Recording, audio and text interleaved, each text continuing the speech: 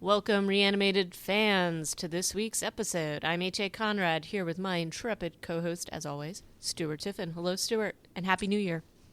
Happy 2017, HA. What's up? How you doing? It's all good. It's all good here. How is 2017 treating you so far? I think I have a flesh-eating virus on one of my fingers. That's Yeah, solid. I'll take a Solid way to picture of start it, out. put it on the internet. Sweet. Today we're wrapping up, correct? Our season 5 of The Walking Dead. Adios, season 5. Yep, 15 and 16. So excited, sort of, to talk to you about that. And only because they were, as we had said, a little bit snoozy. But before we get to that, we have a couple of news tidbits for the new year. You want to launch into it? Yeah, the first one makes me sad. It's something that we reviewed the book and we've been looking forward to the film rabidly, and now we're seeing that I guess it came out in the fall in the UK and did pretty poorly at the box office, and that's The Girl with All the Gifts. And when it comes to the US, it's going to have a limited release and then go straight to streaming. And it feels like not really a fair shake for a property that should have a built-in audience of, ravenous hordes. Well, I think part of it was the timing in when they released it, but also in how they released it. And I agree with you. I think it's not getting a fair shake. It's not getting critically panned. I mean, people seem to like it a lot. I don't know. I think that this is one of those films where if you get it in front of the right audience, as you said, the ravenous hordes will come and watch it. And unfortunately, I don't think a lot of those hordes are necessarily going to be in the markets that they will do the limited release. Typically, that means what, like New York, L.A., maybe San Francisco, And Austin, some of these kind of Austin. places, yeah. And then a lot of the people that I think would really enjoy this are going to have to take a miss or wait for streaming. And I just think that maybe this is one of those. It's kind of strange when this happens, but it has happened to a lot of great films, and then it gets a following like long after it's left the box office. So hopefully that's what will happen here. And I'm still looking forward to seeing it, and I hope we get to review it when it comes out and when we both get to see it. Absolutely. I think, HA, at some point we need to have someone on the show who can speak intelligently to how these sorts of deals work these days. When you've got a multi-million-dollar project like this, are they going to really get their money back going this route? Does it make business sense? I don't know. So Yeah, I guess that's the we thing. should We we don't know. should That's we should get somebody who knows about these things. because it seems to be happening more and more, right? And so I want to find out how this even it's because it doesn't make sense to me as a layperson at all. So I want to know why they do it this way. Well, I mean, I think when they do eventually get into the streaming deals with Netflix or Hulu or Amazon or what have you, I mean, Amazon has the ability to have people rent it, so I think it depends on whatever licensing deals you have, Hmm. and I think probably they get a ton of money up front with maybe something built in depending on how much people actually rent or buy, at least with Amazon. But yeah, let's look into that and see if we can provide um, more info on that. Stuart, are you still there? I went mute just because I was typing, but I'm trying to look up see what their box office take is so far, and it would only be international, but what is it? Total of not really clear because they haven't done the calculation, but it's made 1.3 million dollars in the UK and probably around another million elsewhere. Hmm. Still, not nearly what I imagine their budget was. Right. But all right. Well, we'll keep an eye on that, and hopefully, we'll get to see that pretty soon. February, perhaps. Maybe. February is what they're anticipating. Going to the limited theatrical release and streaming. Yes. Just in time for Valentine's Day. All right. And next up is another Netflix series that we were talking about. Called the Santa Clarita Diet, and it is starring Drew Barrymore. And this reminds me a bit of iZombie, though maybe a little less comic booky, And bigger but stars. and bigger stars. So I'll watch it. But it has Timothy Olyphantastic, as I like to call him, and Hmm. in addition to Drew Barrymore, and I think that they're looking at this as some sort of new awakening for Drew Barrymore's character in this, and that gets released February 3rd. So February is a big month. Yeah, and then that's going to be a binge show where everything is released at once. Oh well, that's fun too. Although I'll admit, I do sometimes like the episode by episode. There is a level of anticipation with that, but I don't know. There's something very satisfying about binge watching. Oh hell yeah! I've been kind of stockpiling shows. Like I just went through about 5 episodes of Vikings earlier this week, and I was like, wow, this story is really going places. But if I'd watched them one at a time, I might have not had that same impression. Um, but off the show tenor of our news items, this has been taking over the specific study or model or what have you has been taking over the undead news headlines this week, and it's about a mathematical model determining how a zombie virus would wipe out the world in 100 days.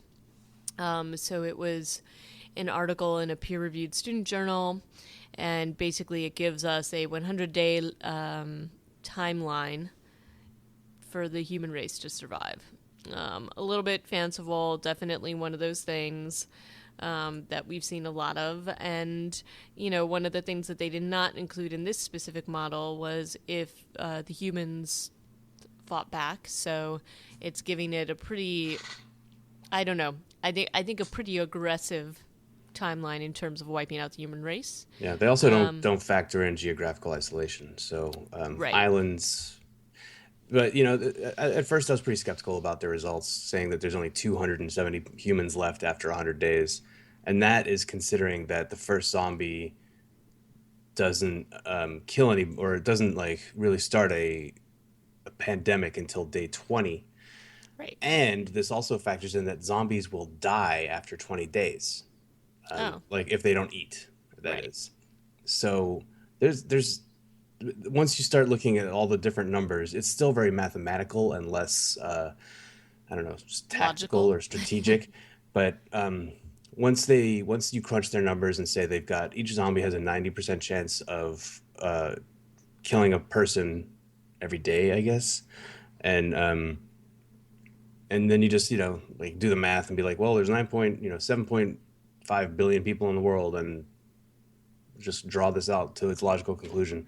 I think that's where they come up with their transmission rate. Was it 2 times that of the Black Death?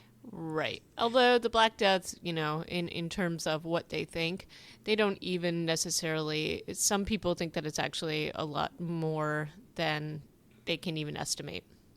Just because, in terms of record keeping and all that fun stuff, it was very tough to obviously do, and sometimes it's tough to recreate. Sure. So it's actually a pretty interesting topic, and there's actually a lot of mathematical models modeling either having it worse than it was or worse than we think it might have been and less. And anyway, you should check it out. It's pretty cool.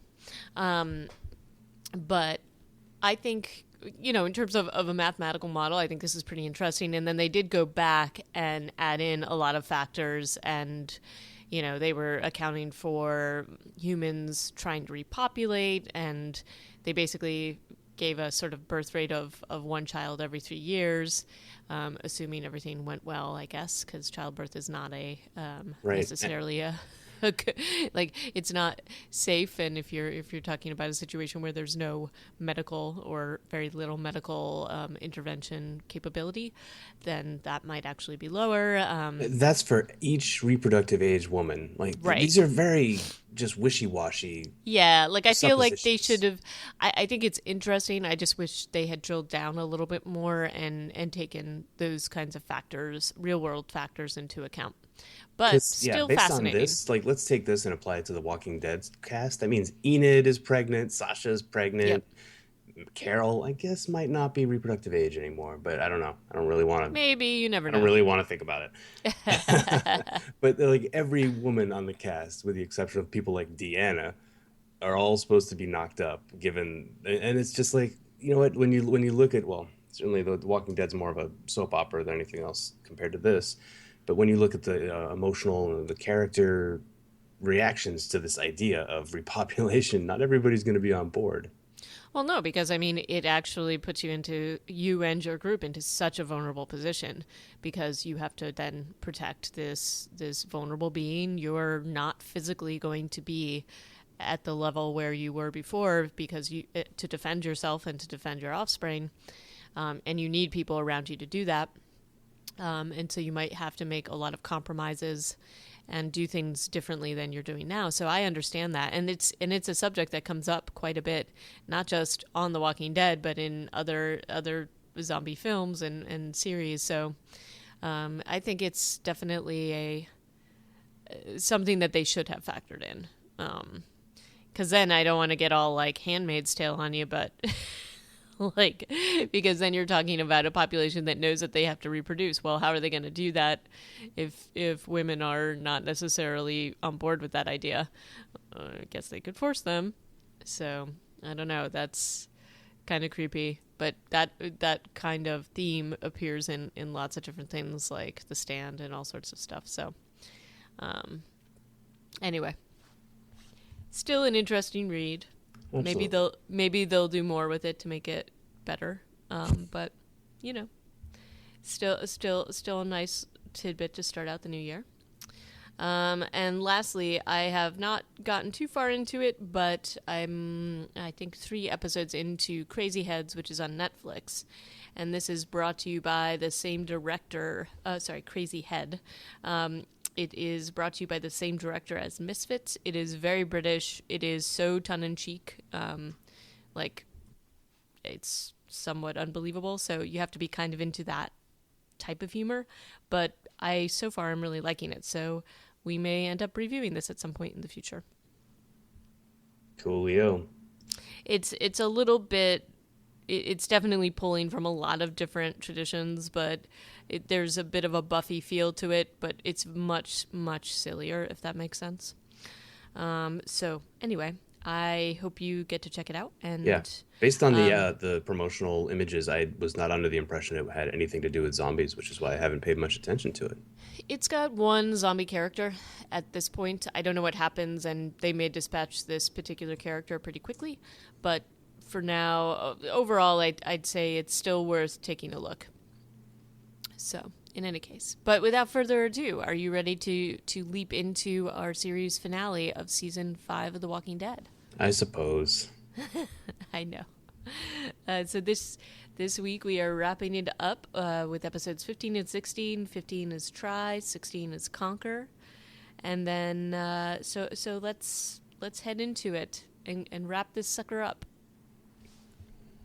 Best part about episode 15, let me think. What was it? Is it Michonne just clocking Rick in the head and knocking him out with one punch? I think that's pretty good. His sort of going crazy scene is a little bit not satisfying, but it's just like he was going to go there. I don't know if I didn't. I'm not good at these kinds of like predictions. I did not expect it to go this way. Or if he was going to go this way, he would have had the backing of his whole group. It Right. seems like he goes rogue, right? He does go rogue. One thing that I've totally forgotten, I had written a note about it last time, is the sort of scene where he's walking towards the wall to listen to the outside. Yeah. He passes Morgan Street, and I feel like that was definitely a little, reference to where they're taking him. Huh, So, interesting. well, where Morgan was, when Rick had encountered him before, Yeah. and where Morgan was in his crazy, crazy sort of, um, you know, like his weird little world that he was in. So I kind of felt like they were pointing the way toward this breakdown. I think doesn't Rick some say at some point in this season, and I forget which episode it's even in, we're the ones who clear? Yes, he I did. feel like, but I don't remember what episode that was in, but I do remember him saying that, and I was like, huh, that's interesting Yeah, use of so that language. I feel like they're trying to draw a lot of parallels between him and Morgan, and Crazy Morgan. where Crazy Morgan, where he is not just going down that path, but understanding the path that Morgan went down. Yeah. And, is his whole goal of protecting his group, of protecting Judith, of protecting Carl, all that stuff is quickly coming to a head. Okay, so based on this read, and I'm liking this because that makes the final scene of the finale way more appropriate. Right. Yeah. So, and it was, I think that's a solid conclusion. Okay, we're done. No. Nice.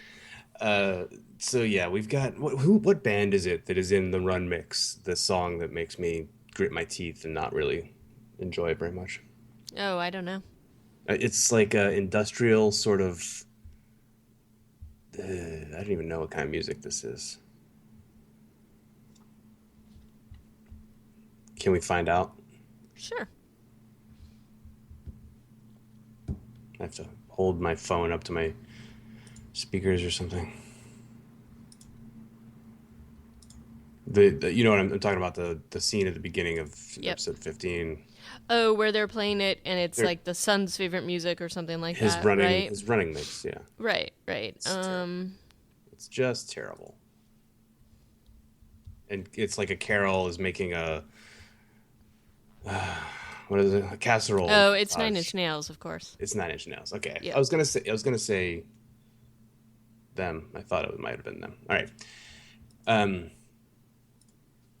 Somewhat these two damaged. episodes both have Carol's casseroles featured highly, and both times being rejected. Yeah, her casseroles, maybe they're like poisoned casseroles. I was Maybe thinking that as well. Anytime Carol brings you a casserole, probably a bad thing is going to happen or has happened. well, I don't know. It's not like the people we respect the most on the show rejecting her casseroles, so perhaps they're just silly. Or maybe she's just bringing her casseroles as a mark of disdain. I think when Carol does bake for you or cook for you, it's usually not like she's doing it out of the goodness of her heart. No, She's doing no, she's definitely doing it as part not. of her It's chameleon it's gene. evil baking, It is passive evil baking. aggressive baking. It's like, I'm gonna bake this for you, but I could just as easily shoot you in the face. And in the case of taking it to Pete, she kind of just says that to him, like, Yeah, she here's a does. casserole. I could kill you right now with this knife. And sorry, I'm getting into episode 16, but 15. Let's stay in 15. This is All a right. funny thing though that we should pursue. Yes. So we've got a lot of mourning going on because Deanna's grieving. They're all grieving for Aiden who had died, and there's the kind of not weird thing, and it's something exactly what you would expect to happen, but Glenn is, Glenn is clearly mourning Noah, but there is the narrative of what happened while they were out foraging it's a very different story coming from Nicholas and coming from Glenn.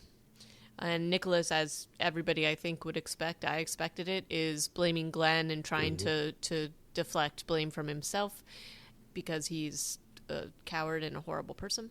Yep. And Glenn is just incredulous. And it's one of those weird things where Deanna has now gotten information from Father Gabriel. There's this weird thing where she wants to believe her people as opposed to his people, and who wouldn't want to do that if you're getting this negative information from this outsider group? They've kind of come in, they're all telling you or that things are different out there than you thought. I think that the normal reaction would be to trust the people that you've been through everything with, which is her group. And so she's giving Nicholas a lot of credit, and you can tell she's skeptical of Glenn's version of events. But when Glenn relays this to Rick of course believes him. And Deanna isn't totally sold on Nicholas yet. She definitely includes him in the ban from the armory, but I at least got the sense that even at the beginning point when she's being colored by her grief as well. But I get the sense that she's definitely favoring the Nicholas side of things here. Oh, I didn't really read that because when she says, "I see a great deal," that doesn't sound good for Nicholas. When he's like, "Surely you see that they don't belong here," and she's like, "I don't know. You don't know what I see, and I see a great deal." All It's right. the way she delivers that line. It sounds bad for Nicholas to me. But yeah, she's like rewatching the tape. She's listening to angry music. She's obviously in a strange place. I thought the funniest or one of the most interesting parts about this when Glenn is telling Rick his version of the story. He's kind of like saying, "Well, I could have just left him out there to die." And he's like, "Do you think I should have?" And Rick's like, "Well." Yeah, I know. Rick's like, why didn't you? No. Yeah. So, and So then there's we have a scene with Glenn where Glenn approaches Nicholas again in this episode, and he's like, "So BT Dubs, you better not leave this place again. You don't belong out there. You don't. I mean, and rightly so. He put a lot of people in danger. He got Noah and Aiden killed. well, It he's was all gotten probably 6 people killed now. right, If more than we even may know about yeah, because his go to is to run and leave people there. and say he's doing it and why he's doing it as he's doing it. Like this is who I am. I'm a coward. Bye. Yeah. Bye-bye. Hilarious character and terrible. So yeah, again, Glenn is just like, this is me saving your life. This is how it's gonna be. I know who you are. Nicholas doesn't take the news very well, and Glenn is just kind of like, well, don't forget what I said. Talk later. Right. And I don't. Nick is very nervous about Glenn and what Glenn might say to others. So you can see him developing a plan with his beady little eyes. Mm-hmm. And we do see there's a scene where he gets a pistol or has the pistol that Rick thought he had lost. Right. So there is that. And then there's the weird stalker scene with Carl and Enid. But it's stalkery. It's also cute. It is cute, but it Cute is also stalking. very, cute courting amongst the walkers. And so they have this whole thing where, a whole exchange. And, you gotta give Carl a little bit of a pass because this is the first girl. He's got the raging hormones going on. The first Yep. girl sort of near his age Yep. that understands a bit of what's going on.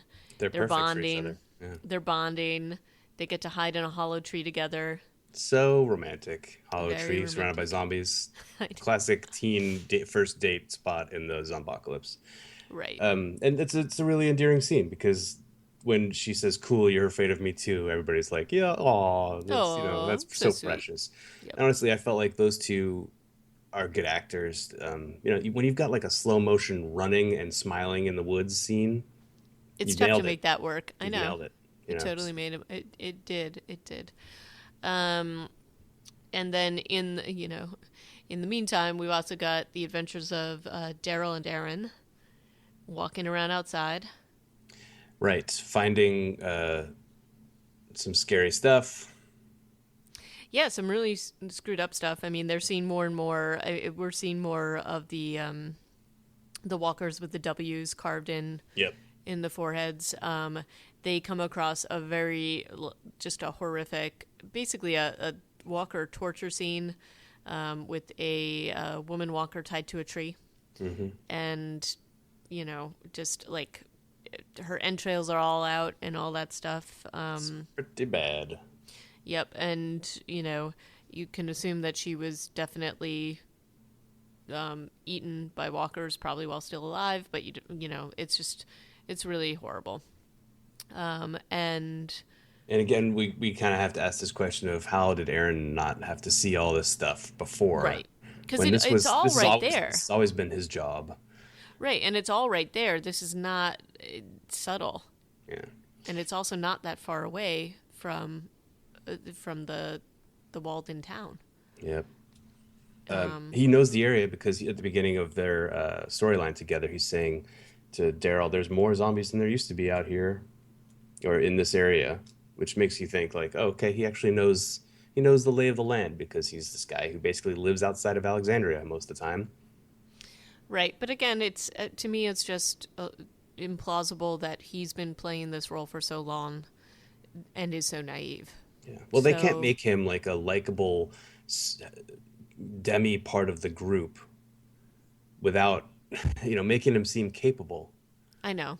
So So it's a tough narrative thing to do, but then they've kind of painted themselves into this corner where Aaron seems fair like 80% as good as anybody in Rick's group, true. effectively. But he True. lives among people who are 30% as good as anybody in Rick's Right. group. And Right. so there's just a weird dichotomy there where there's this gap between different members of their own community. True. Whatever. We've talked that to death. Michonne, sorry, not Michonne. The Sasha has a weird, kind of the culmination in a way of her weird storyline, or maybe not. Like the next episode, she does some weird stuff too, Right. where she seems to be having a panic attack all the time, Yeah. and she's up in the tower, and then she just basically bails out of the tower and goes on offense. Right. And it's also incredible to me that she doesn't manage to kill members of her group, like the friendlies, given how nuts she appears to be or how, like, just completely melted down she is. Yeah, and it's very strange that Rosita and Michonne go after her. Well, out of concern, they're worried, but then there's like an interesting scene where they walk out of Alexandria, they're in the woods, and Michonne has a 9 mil, like she has an M9 Beretta, and Rosita has a knife, Right. which is kind of weird. Like it's almost a reversal, whereas Michonne would Right. usually have her sword, but they want to make a point of her not carrying her sword. Well, and it's weird because Rosita even comments on it, on the Hmm. fact that she doesn't have it. And I still, it doesn't sit well with me that Michonne would leave anywhere without her sword. Certainly, Without her, don't carry it in Alexandria if that's not your thing. fine, I get that. But like out there when you don't know exactly what's going on with Sasha, Yeah, it didn't seem to make sense to me. And it also, to me, it did not line up with everything you know about Michonne's character, when she's wearing a despite what they're trying to cardigan. do. I know. It's a cardigan. And it's weird that Rosita doesn't have a gun. True. She's just like when they hear a noise and they both kind of have this like guns up reaction, and Rosita's just like holding up a knife. I know. It just Wait, doesn't make a total amount of sense here. But, they they go and get to see Sasha doing her thing and she's just basically taking down the walkers. Yeah, I think this is a silly thing, Sasha. It's a silly kind of reaction that she's having. It's semi-suicidal, and I think it doesn't work really for the show. But I think that they have to do something like this, as crazy as this, to make us all realize that she's as sick in the head as she is. Right. I guess it has to come to a culmination and they have to try to bring her back. And they definitely have, there is an understanding that Michonne has of what's going on with her Yeah. because she's been through it and they try to draw those parallels. I don't think it's entirely successful, but I understand what they were trying to do there. Honestly, And the stuff that they do with Sasha in the next episode when she goes and lies in the grave with the zombies, I'm like, that that honestly, makes, that is way better than this whole agreed. sequence of her going out on this mission because it kind of just tells you exactly where her head's at. Right. With that, but maybe they felt like she had to have this whole anger thing first, and then she could have her like surrender. Well, the whole stages of grief thing. Yeah, And right. I think they're also trying to, or at least my sense is that they were trying to show the difference between whatever mental breakdown and struggle she's having as opposed to what's going on with Rick. But that was, I don't know that that was entirely successful. Yeah. So Rick and Deanna have had some conversations where he's still moving forward with the Pete. Pete is a wife beater. Carol has given him some more intel from Hmm. Sam. It's still not like 100% solid, I would say, but it's not good that Sam is throwing his dad under the bus, no matter how you look at it. And Sam's clearly frightened. Sam's frightened of everything, Well, except he for is, Carol, except for Carol, which doesn't make sense since because he she's the really one should be. that said she would leave him outside the wall tied to a tree. Yeah. But I think it is an interesting topic because if you're in a community like this and you have an individual with this skill set, which is doctor, and nobody else has this skill set, what do you do if that person is just completely abusive and evil, which Pete clearly is? Hmm. And, I think Carol knows the signs of this kind of behavior. Obviously, you could, I think, the way that they have written it, make some kind of a conclusion that she might be jumping to conclusions, but I feel like with the evidence from Sam, and then, you know, when Rick is, I mean, you could make the argument that Rick's conversation with Jesse is a little bit of wishful thinking on his part because obviously he likes her. But That is a real wrinkle, but honestly, they get their 100%. They get their confirmation from Deanna. they Right? do It's fairly early on. quickly. He goes to talk to Deanna at the graves, and he's like, "Oh, he's beating her," and she's like, "Oh, I thought we hoped it would stop." So it's 100% confirmed at that point, and the fact that the establishment was condoning it by Right. not doing By anything about ignoring it. it. That is honestly like a real, mark against the passive aggressive Alexandrian diplomacy Right. that essentially kind of makes everything that Rick does, even though he goes banana boat, He totally went banana boat. it makes it fine. Like I'm okay with his thing. Um, the getting knocked out is bad for his rep, I think, but Yeah. it kind of still works out in the next episode because he doesn't seem to have skipped a beat. Uh, Nope. uh, But it was somewhat like when he's just raving, and that's what he is doing. yeah, And there is this bit of a feeling of Cassandra about him where he is telling them everything that is going on that is wrong with their community, that they've got to, you know, they basically have got to open their eyes. But he sounds like Morgan. And you see Michonne's face when she comes in and is hearing all of this, and she just takes action and just knocks him out because it's almost like, I mean, I do think she's frightened about what they might do to him, yeah. but I think she's also like, wow, Rick, you are totally over the edge right now. There were So two possible endings to this. One is that Rick's group just says, "Screw you, Alexandria, we're taking over now," and they rule with an iron fist. But it right. would probably have some problems with certain members of that community. Or Michonne has to do exactly what she does, which is diffuse the situation and regain some of the group's legitimacy in the eyes of Deanna and the establishment in Alexandria. But yeah, either one probably could have worked out, frankly. Right. So in any case, that's pretty much the end of that episode. And are you ready to get into our series finale?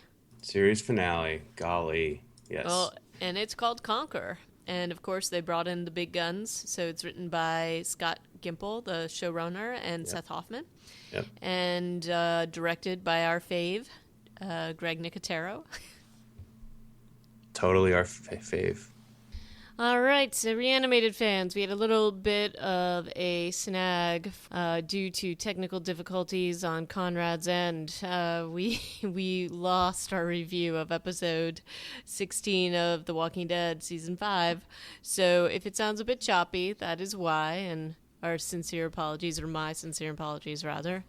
Without further ado, the review of episode 16 you have been waiting for. Frankly, it'll be fairly transparent to our listeners because this is going to go right from 15 to 16. It's just that a week of real time has passed Right. since you and I talked about it. But we are here and we are ready to do it again. But so 16 has a very good cold open because Morgan shows up again, and we've seen him a few times over the course of season 5. This is kind of the most time we've gotten to spend with him, other than like just showing up mysteriously at the end of the Terminus overrunning episode at the beginning of the season, and again at the mid-season when he shows up at the church and acts a little bit goofy and laughs to himself and finds the map with Abraham's handwriting on it that says "World's gonna need Rick Grimes." So now we get to start the show with him, while he's making breakfast. Right, and he is definitely a different Morgan than we have seen. Very calm, very deliberate, no crazy ranting going on with him at all. And, he gets approached by some creepy dudes in the woods. And, this is the first time we've actually seen the wolves really interact with somebody. And one of them has the W on his head, so we know what's coming, or we know that this is at least some part of the mystery that they've been teasing the entire season. And it was quite satisfying to watch this scene between all of them, because Morgan's a total badass. Yeah, and the wolf that who sits, the long hair wolf who sits down with him at first, really just does lay out their entire MO for like how they operate as a group. Yep. Because apparently he doesn't usually get to talk to people. People freak out when he arrives, kind of understandably. But Morgan, they're basically killing everybody. Right, and Morgan's just a cool character, and it goes fine until they give the code word of just be still, because we get to hear that again later, and it turns out that that's the code word for kill this person. Right. But Morgan doesn't let it happen because he will not allow it. Also, he's not some weird deer that you can just tell to be still. So he's a person. Got some good staff fighting going on here, and some pretty believable in the martial arts department. Yeah, no, he does. Well done, Morgan. Good job here. And this is, this made me really happy to see him here and sort of, normal, which we kind of got a hint when we saw him walking on the tracks a while back. But, this is seeing Morgan formidable and focused and non-lethal. And yeah, like he doesn't actually kill them, but he does, attract some walkers to them. So that's So he's passively lethal, I guess. Yeah, I guess his thinking is that they've survived in the wild and they're not going to have a problem with zombies around the car that he leaves them in, if that's the case. But we leave him as he leaves them, and we show up with Daryl and Aaron with like, this is a long episode, by the way. This is like an hour long. Yeah. This is a scene that I don't know why we needed it. I feel like this is filler. It's them driving up and then getting out of the car and off the motorcycle and walking into the woods. That's the whole scene. There's no dialogue, and I don't know why it was there. I think it was to basically show the distance that they were, or that they had been traveling together. But I agree, it seemed a little bit strange and kind of odd filler at that, because there was nothing that was really added with that. But okay. Yeah. I mean, honestly, if I had one major critique of this as a season finale, last year we had arriving at Terminus and the crazy cliffhanger, and it doesn't get much crazier than that, right? With the whole gang getting reunited and bad mojo. This one, it just kind of, it's long and it drags for me. It does drag for me too, and there's things in this that I just wish they hadn't just continued on and on. I definitely questioned why this episode needed to be an hour because of some of the more slow portions of this, or the parts that they dragged out, and we'll talk about that a little bit later. But yeah, the big sort of crisis in this season finale is with Rick Grimes and what the community of Alexandria is going to do with him. He, basically has gone not a little bit crazy. Like, he sounds like he's just raving, and this is the last episode had Michonne knocking him out, and this one has him dealing with the repercussions of that. So obviously he had some good reasoning for doing what he did, but there is still he is at odds with the leadership of Alexandria.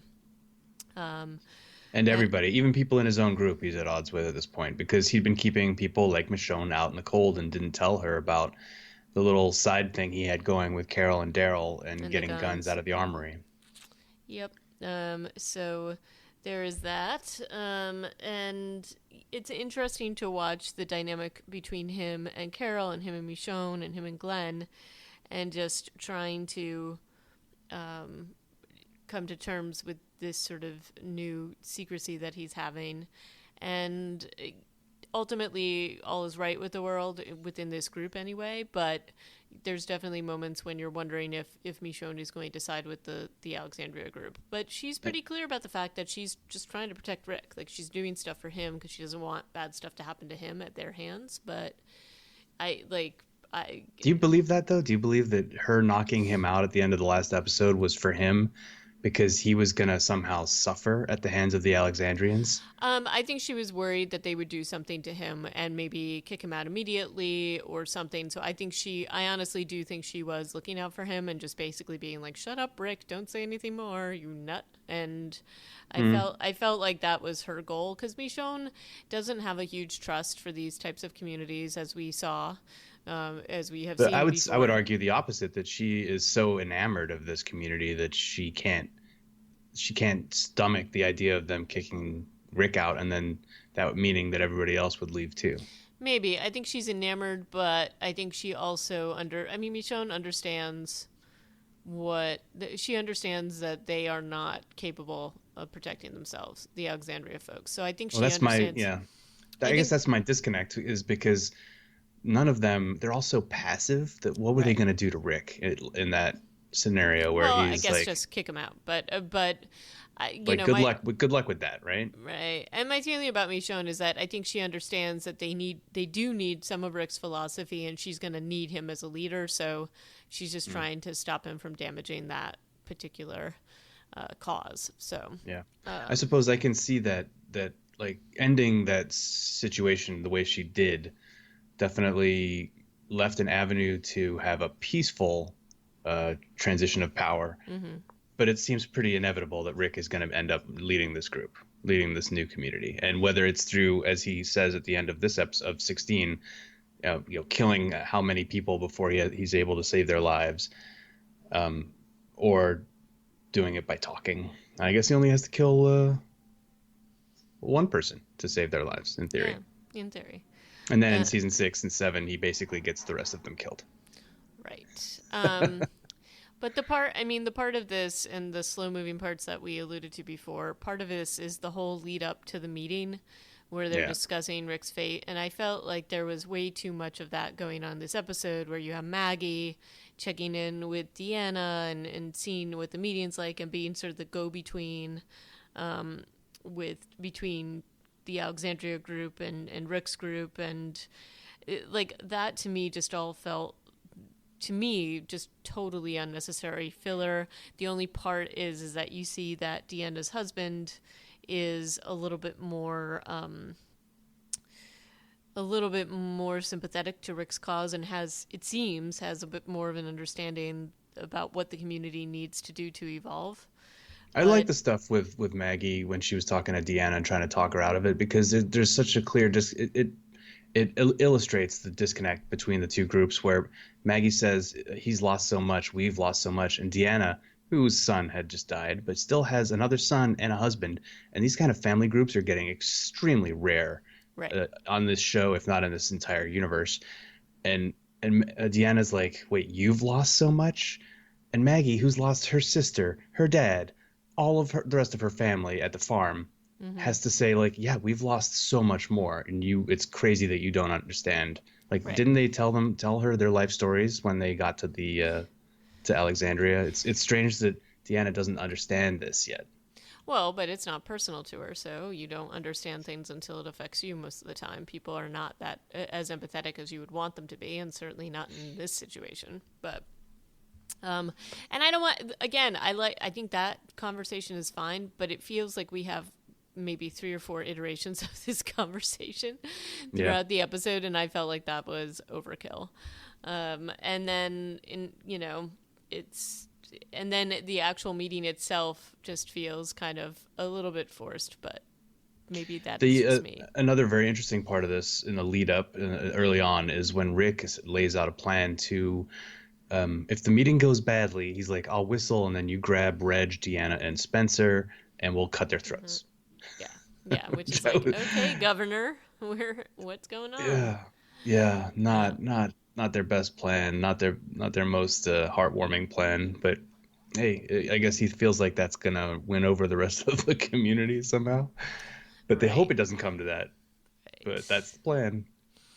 And then we've got Carol and her casseroles, who we talked about a little bit before, but she's got she's showing her weird two-faced side throughout this episode where she's like, oh, they're just stupid, just tell them what they want to hear in the community and we'll get what we want. And then you know just is like a very, very strange and Carol like in this episode. This scene shows, to me, is a little bit odd in that it shows that Pete is unwilling to. He's much bigger than Carol, right? And Carol's, other than having a knife, I don't know that she could really stand up to Pete if he decided to just hit her. So it shows that he is unwilling to lash out at her. Like his brain is working, and he's thinking like, no, that would look bad. I've already been kicked out of my house for beating my wife, and so if I hit Carol, that will only look bad for me. I assume that's the reasoning he has for not striking her when she threatens his life. Well, and I think she knows that, but she also knows, Carol comes from an abusive relationship. She understands that she understands this psyche in particular, and she also understands that this is a coward and a bully, and he's only doing this because it's his wife. So,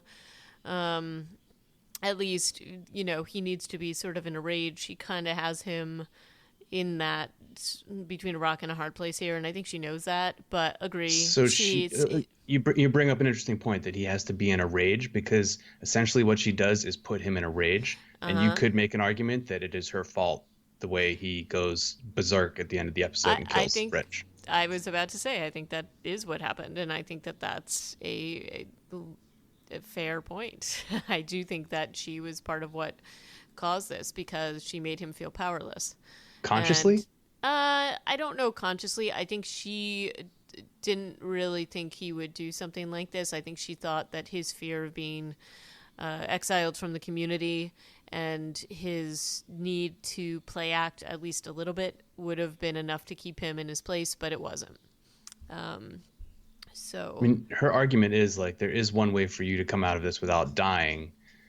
So I think she's trying to show him a light at the end of the tunnel, but obviously if she knows the psyche of an abusive husband, she's not doing a great job of guiding that whatever. Yeah, it's an odd scene. And Carol Casserole bites the dust. My other thought about this scene and why she was doing what she was doing specifically is that she actually does want him dead. And she knows that the only way to do that is to put... I don't know that she anticipated that Reg would die later on in the episode, but, and that things would come to pass as they did. I think that she was hoping for something, to force something like this so that he'd get killed, because she wants him dead. And that's been her goal with him since the minute she realized that he was abusing his kid and his wife. Yeah, that could be a good point. I mean, that is a good point, because the only detraction from that argument, I think, is the fact that she is there at the meeting when he shows up.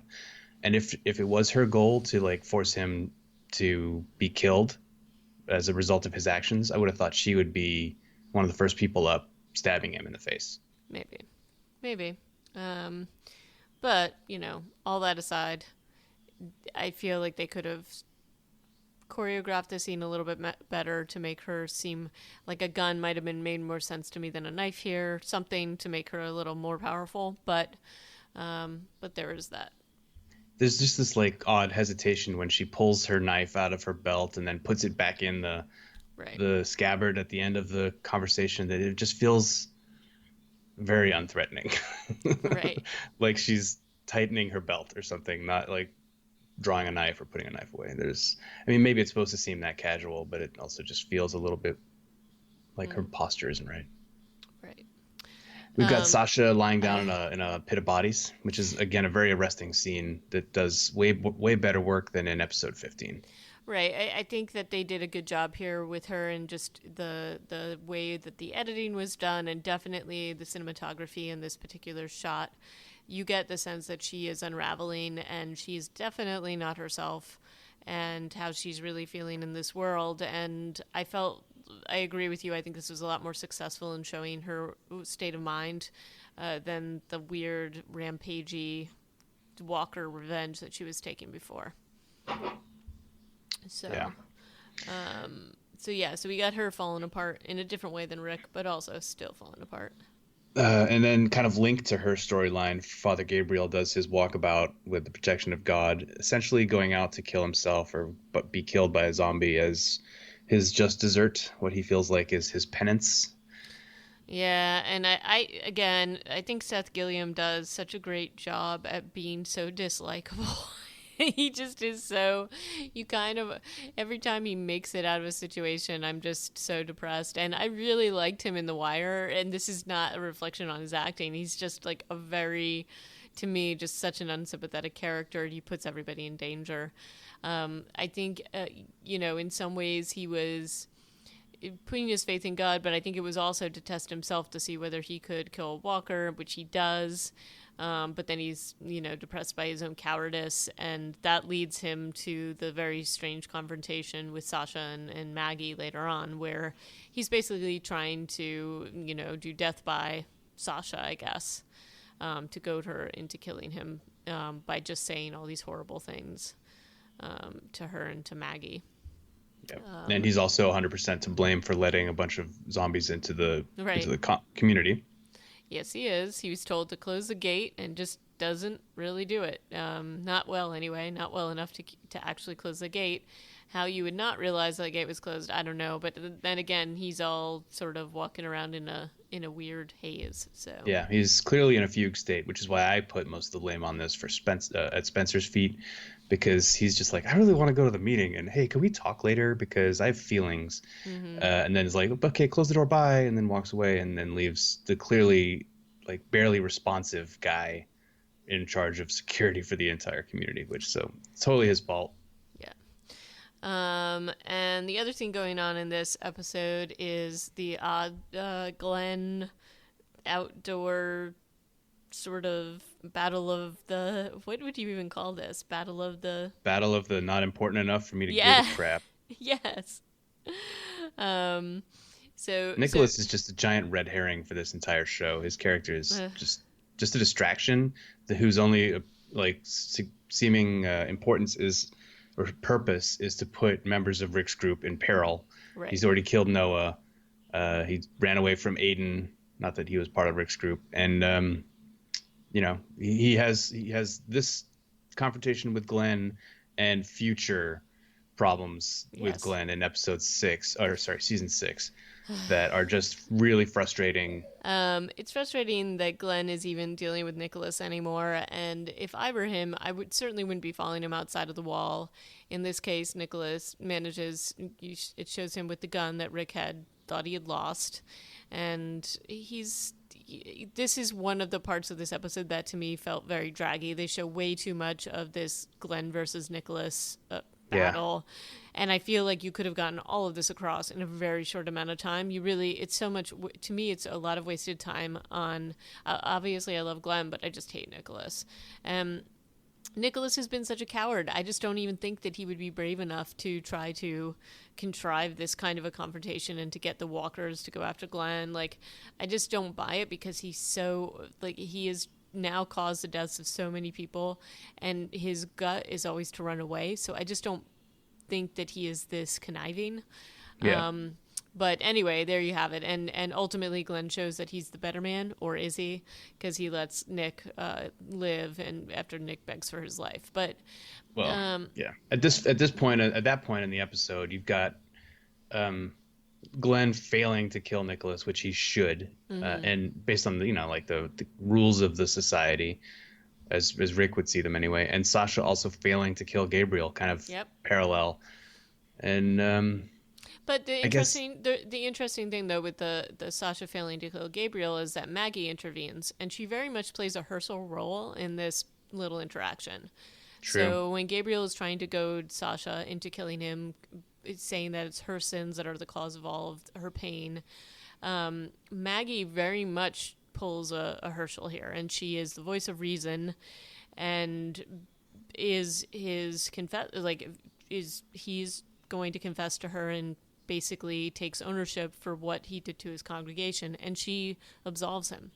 And so that is truly, to me, that is her stepping into her father's shoes here, and being a peacekeeper, also in the way that Dale used to be. So they always have to have somebody that is playing this moral, ethical voice of reason, and in this case, it was Maggie.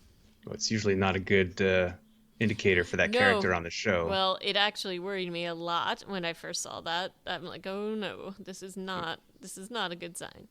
Yeah. So we've got that going on here. But luckily for Maggie, Reg is also sort of one of these voices. He's the guy who can like cross the aisle between Deanna's group and Rick's group, right? Yeah. So then in his case, it definitely does play out exactly how you might expect. Right. And we also have more interaction with the wolves in this episode with Daryl and Aaron on their survivor quest.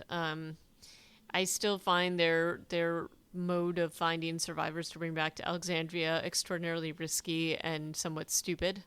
And I don't know that, to me, Daryl just wouldn't fully buy into this. I just don't have that feeling. But, I really felt like when they were tracking down Red Anorak Man that this was a trap. But it just seems very strange to me how they go about it. And, you got Aaron carrying his little backpack of goodwill with him.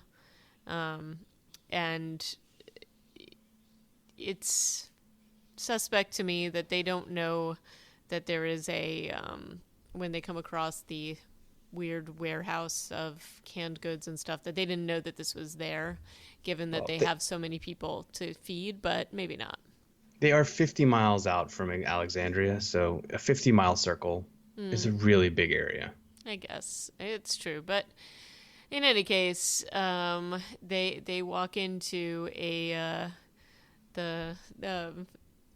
Walker Rube Goldberg machine trap from hell. This was actually a pretty cool trap that was set up with the different trailers, and the minute one goes off, all the other trailers in this particular warehouse open up and all these walkers come out. And it's pretty disturbing because some of them have been tortured. They have W's carved in their head, so you know that this is a trap that the wolves have laid. Yeah, and we see also the guy with the striped shirt is in one of the... is like that we found some arms that were wearing a striped shirt at the campsite that they'd found in episode 15, and the guy has clearly been strung up inside one of these trucks. But then this scene also leads us to a nice battery recreation of the two heroes sitting inside a car surrounded by zombies. Yeah, and it's a good bonding moment between Daryl and Aaron, and they become a team here as opposed to, Daryl just basically being like, oh, Aaron, you're so stupid. And basically Daryl has offered to jump out and save them and just battle through, and Aaron's going to run. And Aaron's like, no, we're in this together, so we're going to die together. But thankfully not necessary, because Morgan shows up in the nick of time. So, and that's kind of a nice little scene where Morgan saves their butts. They offer to take him back, and he's like, oh no, I've got to get to DC. And then of course it's the map that Abraham had written on. And there's I think that there's a lot of parallels where the things that they're trying to draw similarities between who Morgan was and who Rick was, and that the fact that they have basically swapped spots, because Rick seems completely unhinged and Morgan is now this weird being of equilibrium and calm. I don't know that Rick was ever that guy, but yeah, well, it's definitely, as far as sanity goes, it does seem like Rick is definitely more on the edge. Right, and it's the last time he ran into Morgan, he was a lot more steady in any case, so... But yeah, so Aaron invites Morgan to join the community just about as soon as they get outside the trap, rather than do his careful vetting process. It's just like, okay, you seem like the right guy, so come on home with us.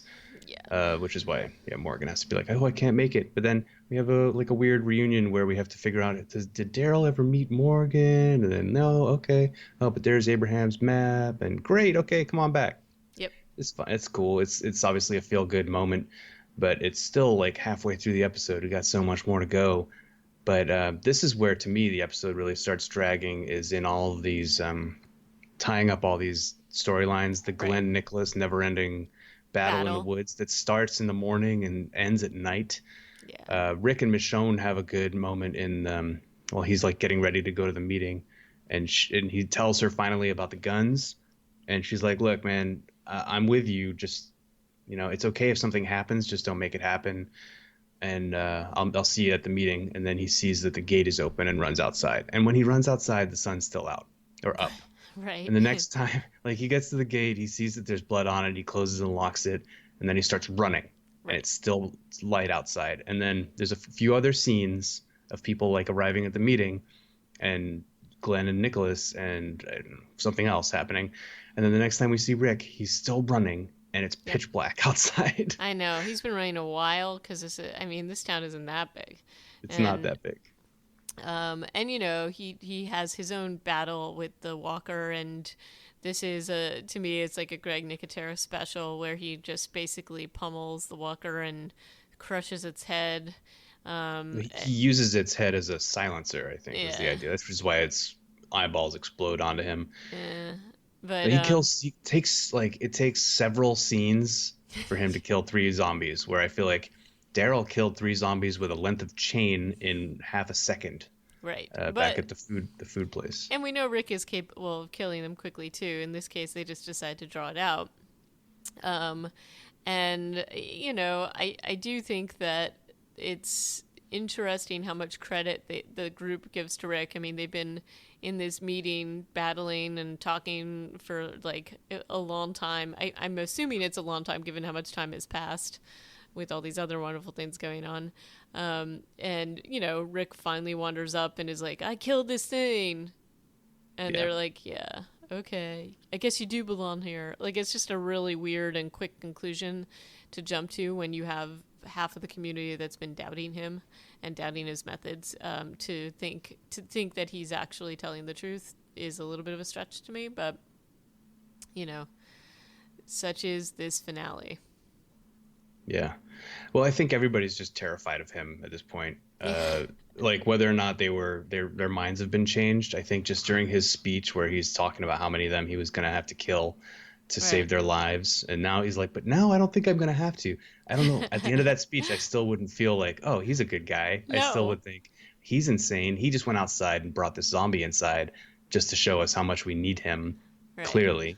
Right. But Spencer and Deanna do kind of like jump when he says the door was left open, which he could have easily done because these idiots left nobody on the gate or on the wall for this meeting.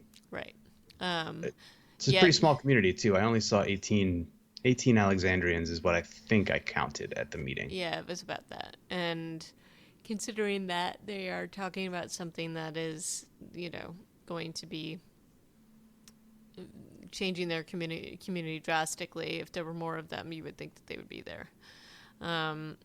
And I don't know, you've also got like some doubt on, we've had a back and forth, and Deanna suddenly brings up Father Gabriel's input on Rick, which I thought was a little weird.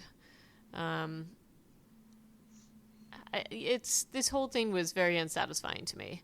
And I don't know that the debate in the community seemed convincing. And it all just seemed to me very contrived until the point when it goes into crisis. So when Rick shows up with the Walker head, and you've got the people in the community basically like, okay, and he is raving at this point, and in fact he's raving much in the way he was when he got knocked out by Michonne before. So that's kind of an odd thing for them to then be like, oh, yeah, we now need to do things Rick's way. And that's sort of where it is when Pete shows up all crazy and drunk and with Michonne's katana. Mm-hmm. I don't know. I think this is the closing argument for Rick's case is Pete doing exactly what he wants him to. Killing Reg, I guess, probably wasn't the plan, but yeah, I think I'm believing more and more that Carol orchestrated this. Yeah. By her actions. Yep. I mean, after Carol goes by Pete's house, Rick goes by Jesse's house to be like, I wanted to check on you. And then we see that Pete is watching them. So there's probably also an argument that Rick did that on purpose. Maybe. Who knows? Maybe. But yeah, Reg, for some reason, thinks he's going to talk down Pete, who they all know has a problem with uncontrollable rage, and he's holding a sword. So that's by Reg. And it's not until Reg's throat gets cut that Abraham and one other person jump up and restrain Pete. And then, so Deanna watches Reg die. Very heartbreaking. And then 2 seconds later is like, Rick, kill him. Yeah, I know. Even though, this is totally against everything that she's been saying about the community, no matter how bad it is. But now that her husband gets killed, okay. So there is that. This combination of events and then Morgan showing up and being like, "Hey, Rick," and Rick just giving him a stare like, "I don't know how to greet you right now because I just killed a guy and I'm covered in blood and welcome to the community." And Morgan doesn't look like he quite knows what to do with this information either. Daryl's face is also like, "Oh man, what's going on here?" Like, we missed something. Yeah. But the post-credit scene in this episode is actually with the wolves seeing that their trap has all been sprung. And very handily, Aaron has left behind the knapsack, basically mapping away to Alexandria, which I thought was a little too annoying, but whatever. Mm-hmm. So. And Michonne also takes her sword off the wall, or she's about to put it back on the wall after reclaiming it from Pete, and then decides to just hold on to it herself. Yeah. So she has re-embraced the fact that she has to be a warrior inside the walls and outside the walls. Thank goodness. Yep. And that's kind of where they leave season 5, and that was it. And it does seem a little bit like a letdown, but I guess we're supposed to be grateful that.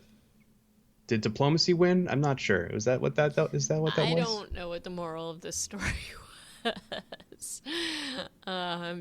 Diplomacy with a katana. I don't know. But that leaves us where we are for going into season 6. And I guess, especially with the post-credit scene, that the wolves are going to be the new big bad in the next season. So. Yeah. Or one of them anyway. Yeah. Yeah. So that's season 5. Done and dusted. Let us know if you enjoyed season 5 more than season 4, which I think we raved about to no end. And give us a holler on Twitter at reanimatedpcast, reanimatedpodcast@gmail.com, on our website at reanimatedpodcast.com. Join us next time when we discuss the first episode of Dead Set, which is a British... it's not really a mockumentary. What would you call it, Stuart? Oh no, it's not a mock. It's not shot in that style, really. It's a 2009, 2009 show from the UK that combines Big Brother, the set of Big Brother, and a Zombocalypse storyline. Yeah. But it's definitely like a drama. It's not set like there's a camera crew or anything following you around. The only parts of it that are like that are the parts that are mimicking Big Brother footage, and that doesn't last for long. So join us next time when we discuss Dead Set, episode 1. Episode 1. See you then.